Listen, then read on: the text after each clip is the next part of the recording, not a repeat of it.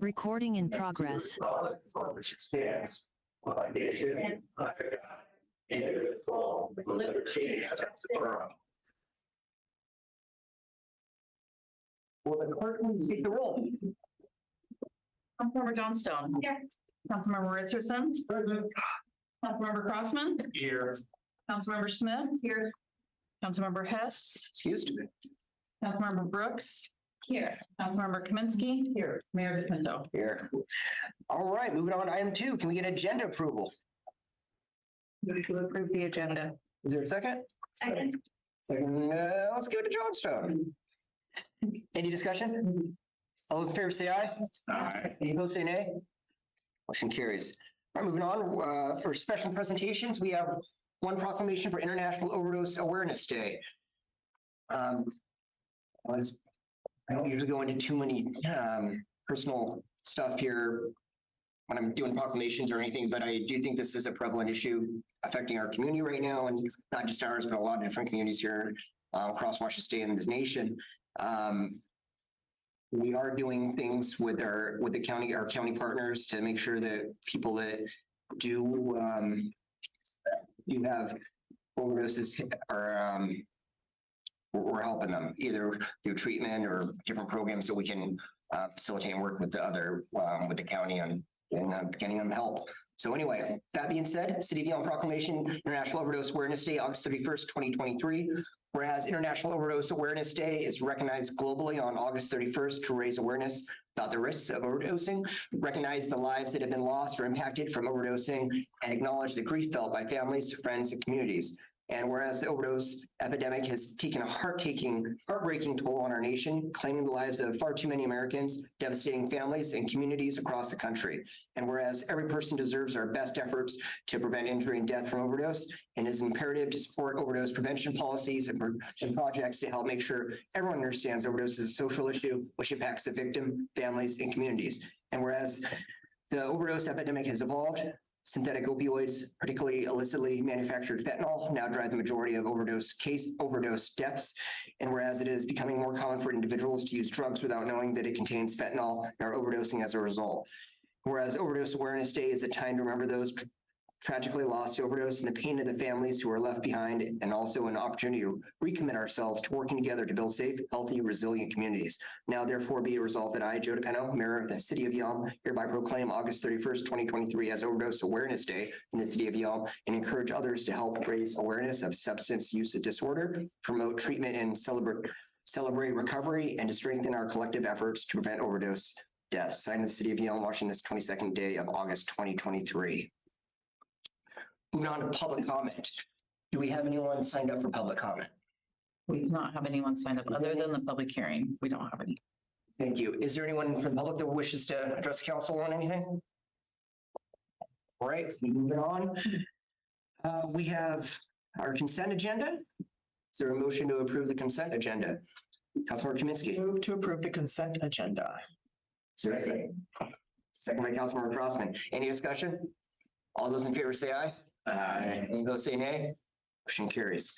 Moving on to new business. We have ordinance number 1102. It's a public hearing on annexation of properties. Oh, I have to open this up. Is this the? Yes. Yeah. All right. So I have to follow a script here on this one. This public hearing will proceed in orderly fashion. I would like to ask for cooperation in the following procedure. Everyone will be given an opportunity to be heard. If you're online and would like to comment, please raise your hand and I'll call on you when it's your turn to speak. Start by stating your name and address for the record. The purpose of the hearing is for the council to hear and consider the pertinent facts relating to annexing areas of the Yelm urban growth area into the City of Yelm, and ultimately to take action concerning the issue or proposal. Let's have a staff report first. Gary, I believe this is you. Okay, thank you. Good evening, council. So the annexations I'm going to discuss tonight, you've seen a form of them in one form or another, probably 4 or 5 times now over the last year. I'm not going to go back through all of that, but I will go back as far as May, when we last had a hearing on these annexations, and we were presenting to you 5 different annexations. all of which the council voted to approve. Now, after that happens, there's a process that we have to follow. We send those as approved by council to the Thurston County Boundary Review Board. And it's an independent review board in the county. That board is responsible for then distributing the annexations that were approved by the council to other jurisdictions that could potentially be affected by that. And those jurisdictions, and that could be, well, it's the county. A lot of times it's a fire district, if there is a fire district that could be affected, and entities like that. They get 45 days within which they can do what they call assert jurisdiction. And that means that they can then request of the Boundary Review Board to modify the boundary of the proposed annexations. And they have to give good reasons for it. One of the reasons, and the reason that was sort of the main basis for their request here, I don't know why that's not all pulling out, but that's not exactly what it looks like. All I can get on my screen. Oh, okay. So that's the one map that was with the ordinance. Is that not the one you want? Well, it's not pulling up the entire their image correctly. It's the right map, so that one's right. This is what was submitted. Yeah. I don't know what happened on that image, but I can send Cody up there. I like to do that. He can sort of point out what the boundaries are. Anyway, the county requested that both of these annexation areas be expanded. And there were two reasons for that. One, the annexation legal description as it was originally presented for both of these did not include the full right-of-way for the adjacent roads. So for example, Grove Road here, we wanted to make sure that we included the entire right-of-way because we don't want the city maintaining one half of the road and the county maintaining the other. So that's a pretty obviously good reason. The second one is based on what they call the logical boundaries issue. And that has to do more with if we had not, can you go ahead and show the three that we're looking at, Cody? Do you mind pointing it out? Because this map it's not. I'll to this side here. Yeah. I'll do my best, Vanna. So this parcel here, and then these two parcels here. Yes. So the southernmost, if you want to call it southernmost parcel, was the original parcel.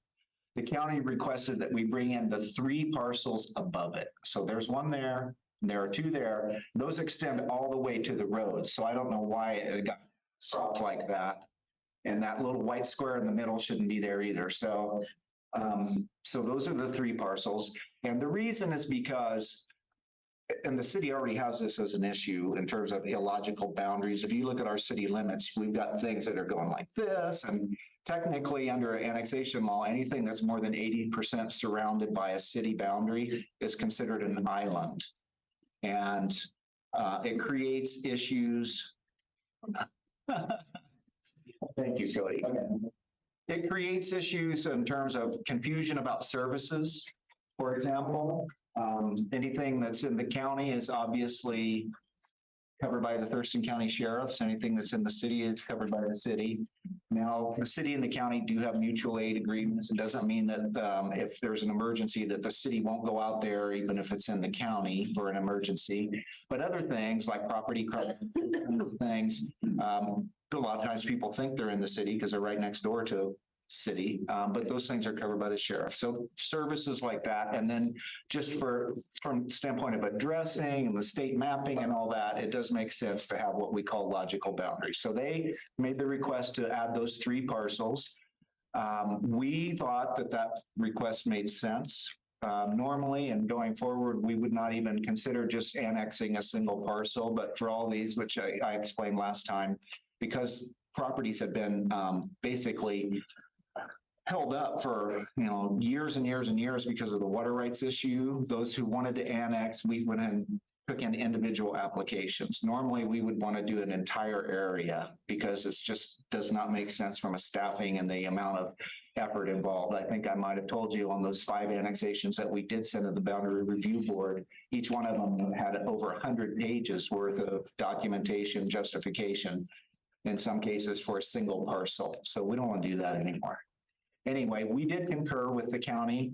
I would point out that these are in the urban growth area. So they're the city's urban growth area. They are in the county, but by agreement with the county, probably 20 some years ago, it was agreed that these are basically pre-annexation areas. An urban growth area under growth management is an area that should be annexed by the city within 20 years of it being designated as an urban growth area.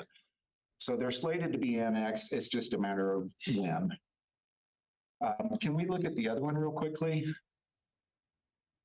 Thank you. And that one's kind of, if we kind of should be flipped, but that's okay. This particular annexation was originally proposed by two property owners, the two to the right-hand side there. And for the same reasons as the previous one, the county requested that we expand it to include the parcel that's to the left. That is the Alexander property, and to also take in all of the right-of-way for Morris Road. And it was for the same reason, because if we didn't do that, we were going to have another weird, illogical boundary and for the Morris Road. So we concurred with them. That required us to, I think it was last month, if I got my calendar right, the Boundary Review Board actually came here and we hosted them in council chambers, and we had a public hearing, and we actually had 4 public hearings, one on the original proposal and then on the county's expanded proposal for each of these. So 4 public hearings in one evening.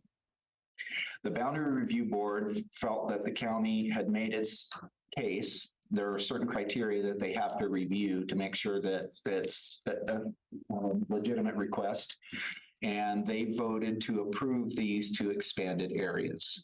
Now, at the hearing, we had for each of these, we did have we had 2 letters. One for the Alexander, the estate of the Alexander estate representative sent us a very brief 1 or 2 sentence letter that said, we oppose this annexation. They didn't give us any reasons. The Boundary Review Board would need to make findings that it's not a legitimate annexation. So they honestly, they didn't consider the comments too much because there were no reasons for why it shouldn't be annexed given in the letter. The other one, if you don't mind, go flipping back, is the Christ property. And it's kind of a triangular shaped property. You can't tell from this image, but it is. And it is sandwiched in between the Kempinski properties above. Mr. Kempinski actually wanted to be annexed, but missed the deadline for applying. So he was in favor of the annexation. And of course, the one below that, the Chris property applied for the annexation. The Chris wrote a great letter, about their property and the historic use of the property. It's been a farm, apparently for, I don't know, at least a generation or 2. I don't know the number of years. And so they were opposed because they didn't want the annexation to affect their ability to continue farming. And our response to that in the hearing was twofold. One, being annexed doesn't make you change the use of a property. It would still be legal. It's considered a legal non-conforming use because the zones that these will be zoned to when they're annexed is a residential zone, R6. But it doesn't mean that you can't continue to legally use your property for the use that it's in now. There are rules about if you abandon a use, and in the city, if you abandon a use for 1.5 years, then it does have to comply with the underlying zoning. But the other piece of this is that that particular property right now is in the county and it's zoned light industrial. So the same rules apply to it right now as would apply if it were in the city. Farming is not an allowed use of a light industrial zone. In one sense, it's a little better being in the city just because our abandonment timeline is 1.5 years, in the county it's 1 year. So that was our rationale for continuing to support the expanded annexation. I don't think I have much else to say. I've told you what the zoning is, what the Boundary Review Board has approved. And I guess the one thing is we are now at a stage where it's either we adopt these annexations as proposed, or we reject them entirely. We don't have the authority to change the boundaries that were approved by the Boundary Review Board. So if you adopt them, of course, they go through. If you reject them, then they don't go through at all. And then suppose someone could come back and apply all over again. We could start the process all over again. But those are the choices. It's either kind of a yes or a no. So I'm gonna ask the council hold off their questions for a sec. And at this time, the comments will be, the floor is open for the public to go ahead and make comments regarding this. Each person will give an opportunity to address city council for initial period not to exceed 3 minutes. If anyone requires special accommodations in order to speak, please let me know. We'll make arrangements. If the council members have any questions of the direct speakers, go ahead and ask that time. But for the most part, hold your questions till the very end. So do we have anyone wishing to speak on this issue?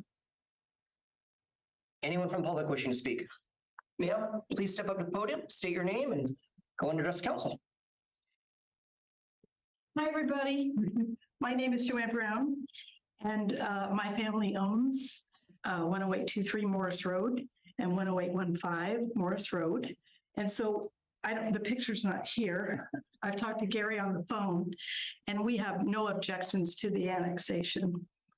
My only comment personally is that there's a lot of traffic on Morris Road, and our family sits out and looks out Morris Road as kids are taken to school at Prairie Elementary. My family has lived on our property for over 110 years, and they own the mill, Hammersmith Mill, which is, if you look up the USGS survey, Hammersmith Hill is listed on there. My mother was a Hammersmith. So our comments from our family are, we're happy to have that property annexed into the city. But what we would like to see is a road, and Gary has referred me to transportation from the city. We'd like to see a road that comes off Palouse, off of Vansel Road, and goes through the two properties that are now zoned R6 and connects to Morris Road, so that if an R6 rating is going to put a lot of families on these properties.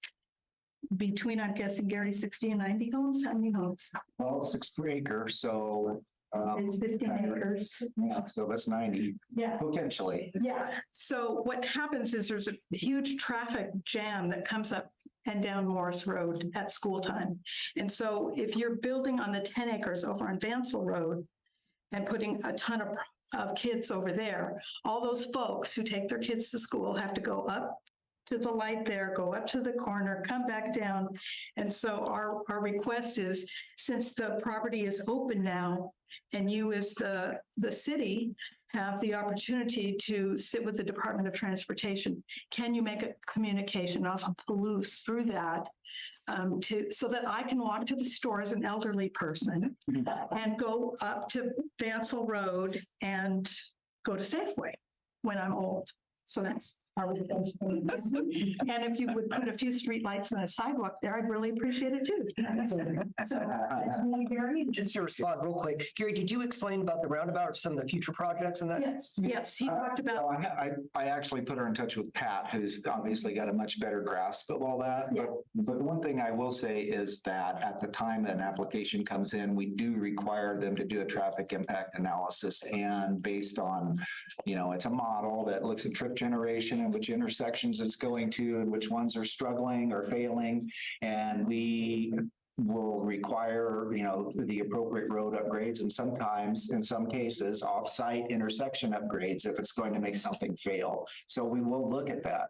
Yes, there's likely to be a lot more sidewalks and connectivity in that area of town. Yeah, and I'd especially like to see those roads connected, because the future project is to have 109th go through our property, which is 10823.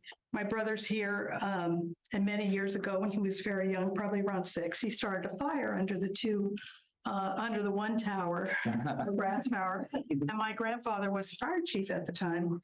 And so, as you know, children are prone to doing stupid things. And so fire is a big concern for our family.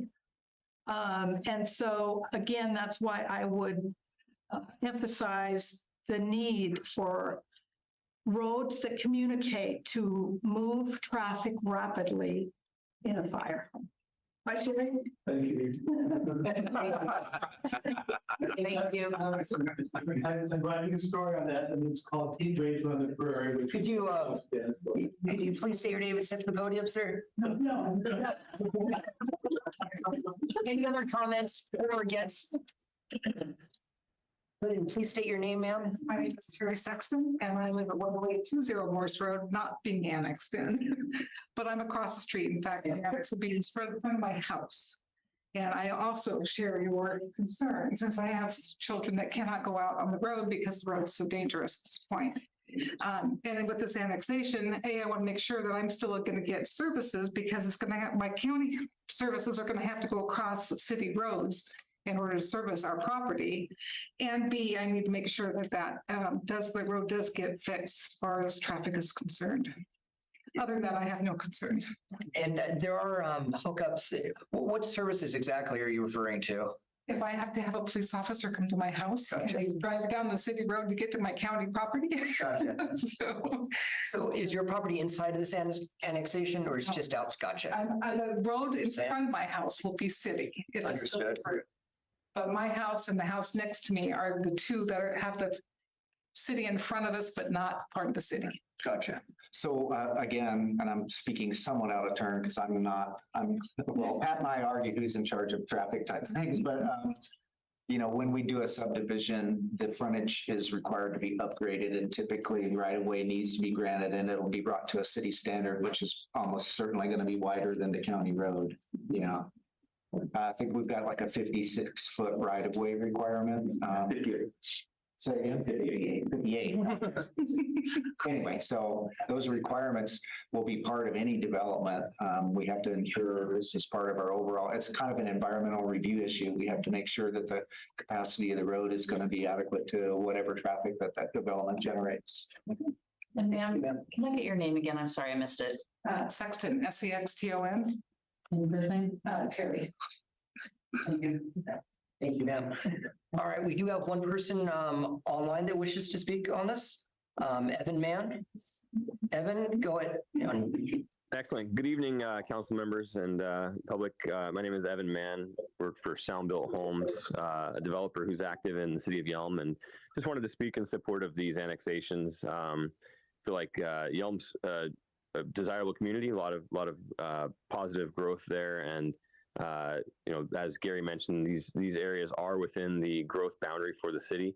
So it's only a matter of time as to when they would become part of the city. And I think that these properties the time is now, and it's a good opportunity for positive growth in the city of Yelm. So just wanted to speak in favor of the annexations tonight. Thank you.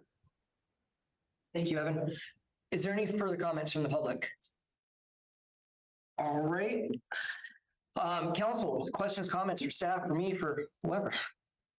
Councilmember Kaminsky. Gary, I don't know if you said this, but do you know how far along we are in the 20-year frame of the annexation? From when the UGAs were first established? No, I don't. I don't know how much of the original UGA we have annexed. I will say this, that is, I hate this term, but I'm going to use it. It's an aspirational goal. I mean, every city I've worked for, they've had an urban growth area that they have not been able to successfully completely annex within 20 years. So it's one of those things that you make your best guesstimate, and then, things change, 2008 comes or whatever. Other questions, comments from council? Councilmember Richardson. I was concerning the farmland. I know I had asked you earlier, but I wanted to clarify as well with if there was a sale and a purchase, and then you said they had a year to prove that the use of the land would still be used for that. They can continue the existing use as long as they resume it within a year and a half. Yeah. So if somebody were to sell that property, purchase it, wouldn't be rezoned automatically. You would have to prove the use of the land. Well, it's already rezoned. Right. The use does not have to change as long as you don't abandon it. All right, that's what I want to clarify. Other questions, comments from council? I would look for a motion. Oh, excuse me. Need to close the public hearing at exactly 6:25. Now, we can ask for a motion. Councilmember Johnstone. I move to adopt ordinance 110, I'm sorry, I'm reading the wrong one, I am. Nope. No, that's fine. Ordinance 1102, annexing 2 areas into the urban growth area into the city limits of Yelm. Is there a second? Second. Second by Councilmember Richardson. Is there any further discussion? All right, let's do a roll call vote. Just to be sure, Councilmember Johnstone, how do you vote? Yes. Councilmember Richardson, Yes. Councilmember Crossman, Yes. Councilmember Smith, Yes. Councilmember Brooks, Yes. Councilmember Kaminsky. Yes. Motion carries. Thank you very much, council. We have now an annexation. And thank you for the public, for all those that attended here tonight, made comments. Just also to reiterate, we are able to take these new people and these new properties into our city of Yelm due to our infrastructure that we are improving. A good example is our water treatment plant, the huge, $37 million renovation onto that plant. $37 million renovation.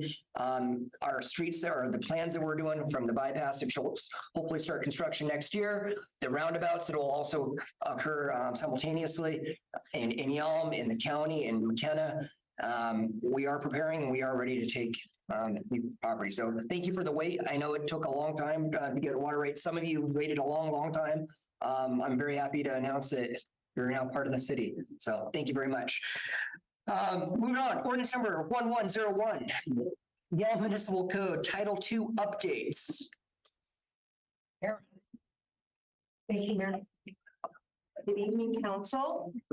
In your packet, you'll find ordinance 1101 that was presented on August 1st at council study session for the update of the Yelm Municipal Code, Title II, Administration and Personnel. The recommended updates are presented to keep the Title II current. And as I asked for the adoption, if you have any questions, I'd be happy to. Councilmember Crossman. Just one more curiosity than anything else, objection, anything like that. The 3 positions being added into for mayor appointment, why do they have to be added into our approval, I guess, on this kind of Consent agenda. I don't know if it's necessary for this, but just real quick, it's more. Because you appoint the city admin, you appoint the chief, and you got that, I'll get, but then you're adding into HR, IT director. IT and finance. I'm just curious why those have to be added into this mix. I believe it's in our, the council mayor protocol manual that was voted on, I want to say 2019. Probably Cody's probably the only one that might know that. It's new, right? Yes. Whether it was new being added in, that's why I'm just kind of curious. Right, and we had a community development director that we don't have anymore as the building and planning manager replaced that. So we're just keeping in line with the directors that are current now. Opposed to like, the finance director is not the budget manager anymore. We don't have that. So we're just trying to keep them consistent with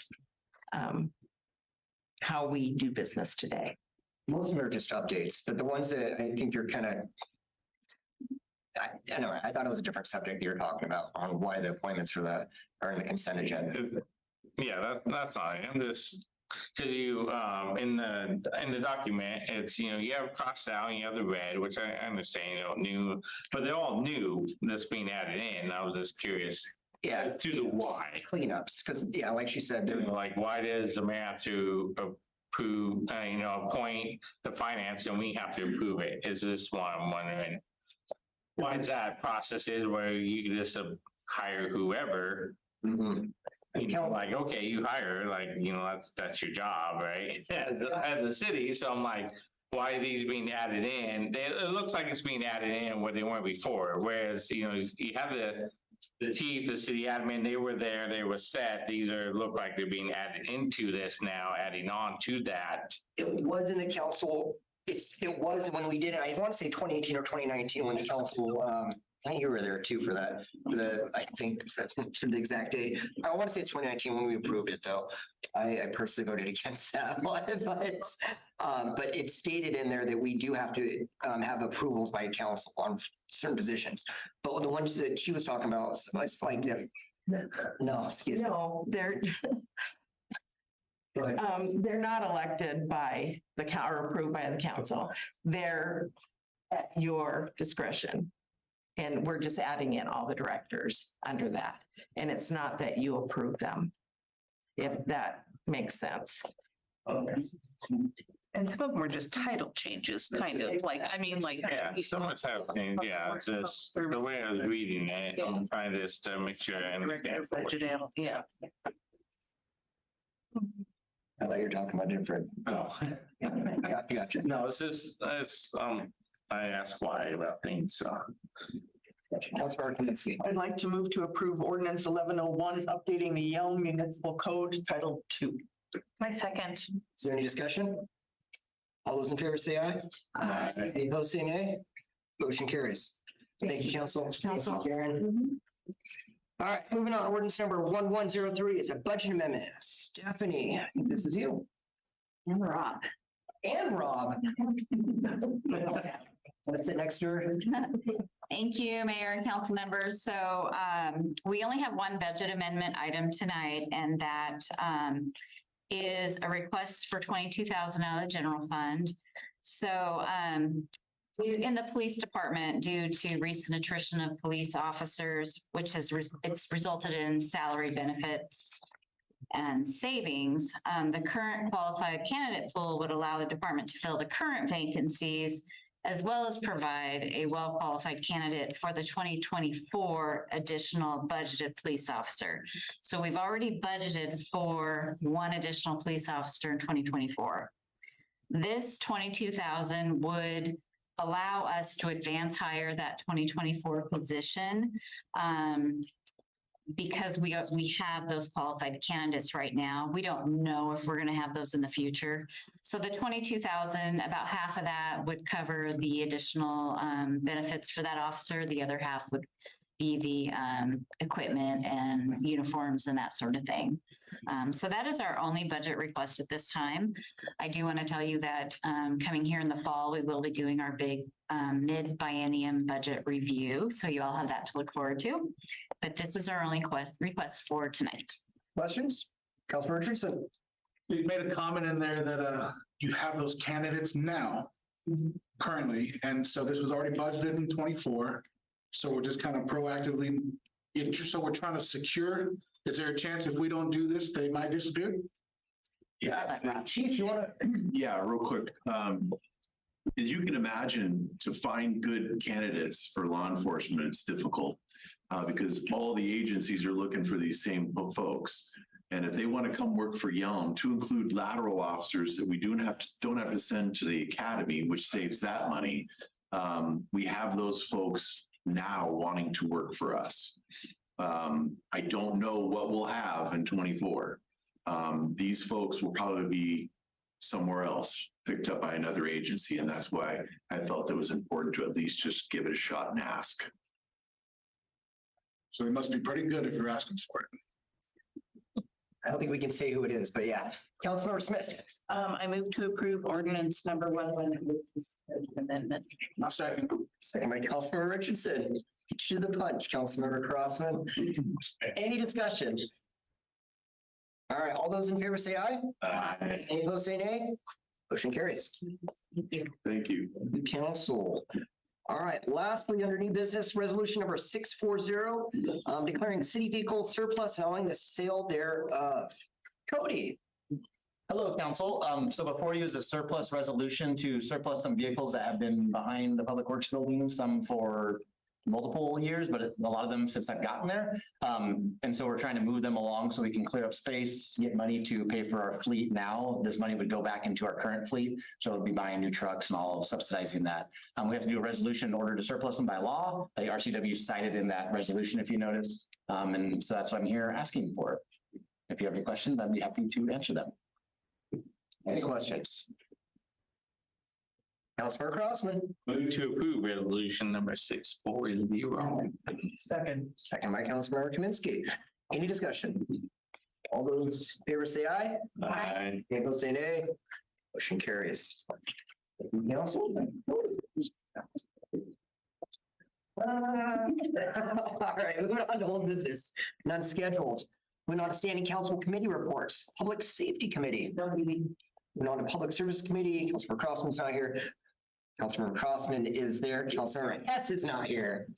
Thank you. Yes, I will fill in since he is MIA. So I've seen this comment's been made about the rails coming up on the trail. I don't know how many of you all in the audience have seen that. I have. The company has bought those rails and is paying the city for them. So they are coming out. So we can build a trail, help build a trail on that. Let's see. Some other stuff's coming up, meetings for the trail.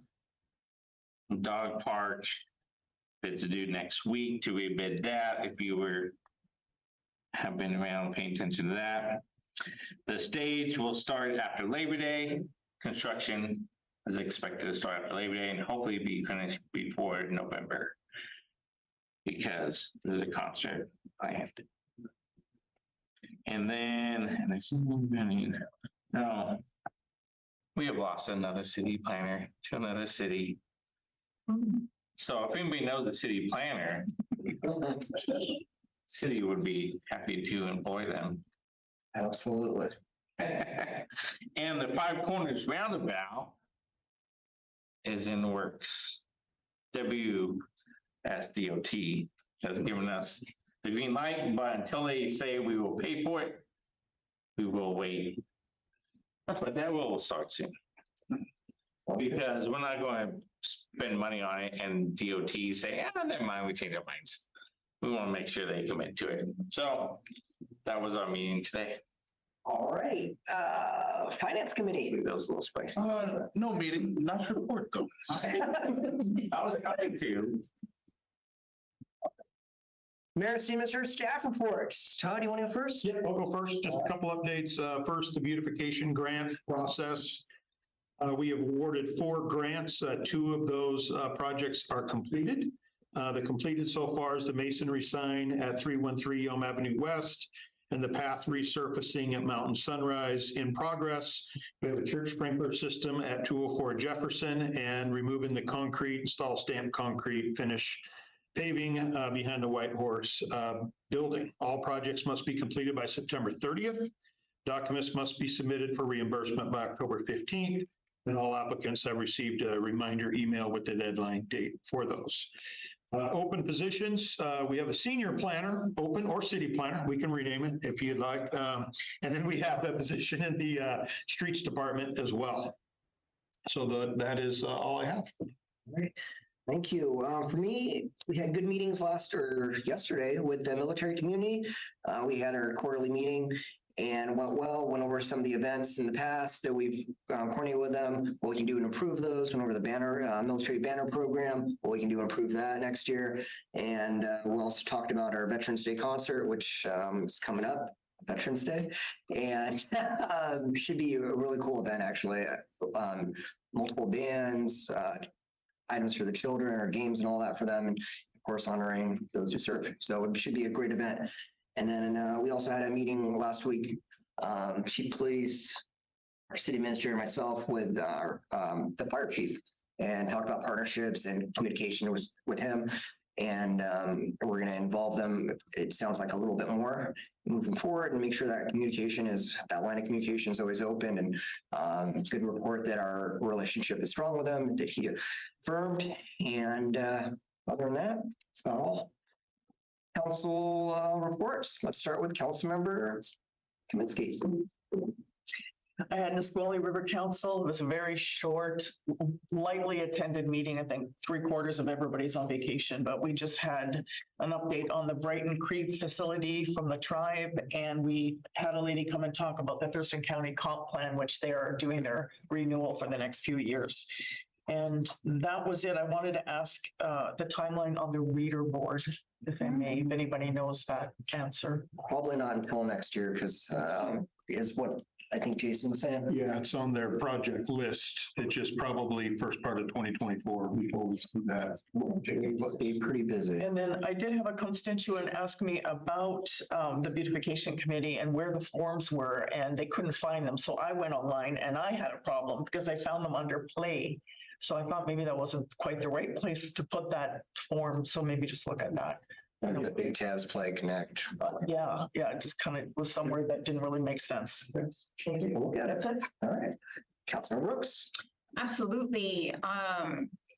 So I attended the community conversations at La Gitana. That was like one of the best this year. So many constituents joined. I mean, La Gitana was packed, absolutely packed. 300 people or so. Pretty close, 301. Yeah. And then right after that, I rushed to Leavenworth to attend the AWC conference about budgeting with Stephanie and Kathy. It was a great time. And then I came back and visited the farmers market. I don't want anybody to forget that the homeless committee was created and we finally met. I was elected chair of that, and we'll be meeting in October for our next talk about what we're doing. And then the Habitat for Humanity invited me to their Women Build garden party. And if you don't know what Women Build is, you got to look it up. I mean, I could just go on, and I know that some people are already irked that I take forever. But the next one was the steady meeting in Bucota. That was also well attended. Our city staff came and the Chamber of Commerce and then myself. The Skate for Colon Fentanyl Awareness / Poisoning fundraising event. I attended that, and that was amazing to see so many young adults, young children out playing at the skate park. It's not usually that packed on a normal day, or I think even on a normal Sunday, but they came out despite the smoke in the air and the high winds and all the little speed bumps. And that was pretty amazing. So I'll end on that. Councilor Brooks. Councilor Smith. No meetings. All righty. Councilor Crossman. I, for one, am just inspired that you're such a social butterfly. It's always fun to see you at everything. Oh, well, I can't make everything. So the ones that I can go to, I appreciate seeing you. The last one, I didn't say, the Leads at Lunch. I saw you there. And that, I already said my piece on that, so good to go. All righty. Councilor Richardson. No meetings. All righty. Councilor Johnstone, what you got? I attended the Rebuilding Together Thurston County Board meeting last week. Jennifer Ferguson with Ferguson Insurance is a board member on that group, and she said they do 15% of their projects in Yelm, but their volunteer pool is very small from Yelm. So they're always looking for volunteers. They have 2 current projects happening right now, not currently in Yelm, but they're looking for volunteers for 2 different paint projects. And if anyone's interested, I would gladly give them the information. They service low-income homeowners who are elderly, disabled, families with children, or veterans in need. They operate with a $300,000 annual budget that they get from grants and donations. Their 2 big fundraisers are the Breakfast in March that Austin was talking about, and they also do a day of building in May where they do 9 big projects all at once, and they're always looking for local businesses to help out as well. So I'm super excited to be involved with them. It seems like they do lots of good, so I'm glad to join them. And I just want to thank the council and the mayor for the proclamation on the overdose awareness. It's something I get emotional that I hold really close to my heart, and just to see the outpouring from council in support of that, like no questions asked. It was just amazing. So it happens to coincide with my, I struggled sharing this or not, but my 13-year anniversary this past weekend of being clean and sober from an opioid addiction. So it is something that just means a lot to me. So thank you all, and thank you. And I just really appreciate people being in support of that because it is a big problem. So that's all. Thank you for sharing that, Councilmember Johnston. All right, is there anything else for the good of the order? A motion to adjourn. Move to adjourn. Is there a second? Second. Somebody. All those in favor say aye. Aye. Opposed, say nay. We are adjourned.